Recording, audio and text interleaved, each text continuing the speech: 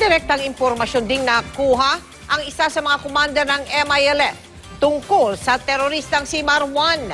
Nakunan pa nga raw nila nito ng litrato. Nakatutok live si June Veneracion. June! Mel, nakita daw ng ilang miyembro ng MILF ang bangkay ng Malaysian bomb maker na si Zulkifli Binhir alias Marwan. Katunayan, ay nakunan pa nga ito ng litrato bago daw ito inilibing.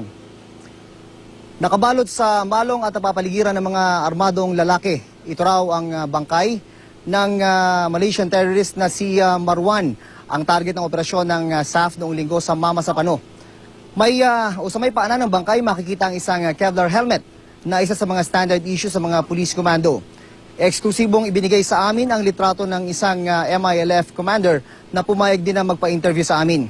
Galing daw ang litratong ito sa mga tauhan niyang nakakita sa katawan ni Marwan. Sabi pa ng MILF commander na ito, ang litrato na naunang lumabas sa media, hindi raw si Marwan, kundi ang kasamahan niyang si Ustadj Or, na miyembro rin ng 105th Base Command ng MILF at matagal na niyang kasama sa mga labanan. Kilala rin daw niya si Marwan na may katandaan na dahil madalas niyang makita ito sa kanilang lugar kasama ang isa pang wanted terrorist na si Basit Usman na target din ng SAF operation. Pero ang alam niya, patay na rin talaga ang totoong Marwan sa operasyon ng SAF noong linggo. Sinabi niya, nabaril daw ng SAF si Marwan na nakalayo pa sa lugar ng enkwentro dahil sinuportahan ng mahigit 15 tauhan na mabigat ang armas. Pero binawian din ito ng buhay kilaunan.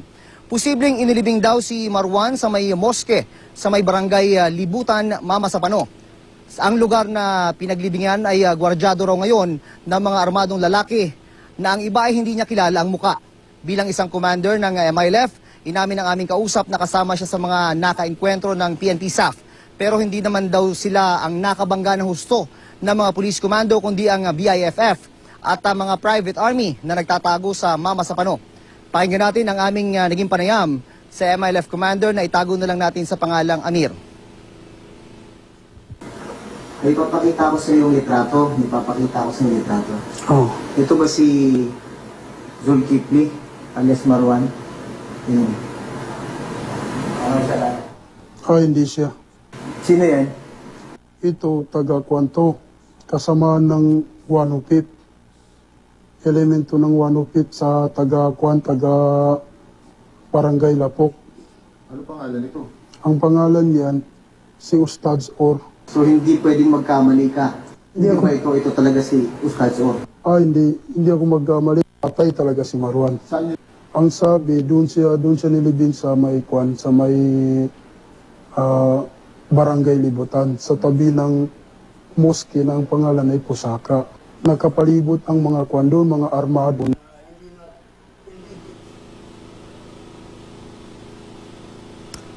Mel, iniintay na lang ng gobyerno ang DNA test. Ang sabi ng ating mga source ay pinutulan daw yung hinliliit sa kanang kamay ni Marwan para maging DNA sample, Mel. Maraming salamat sa iyo, June Veneracion.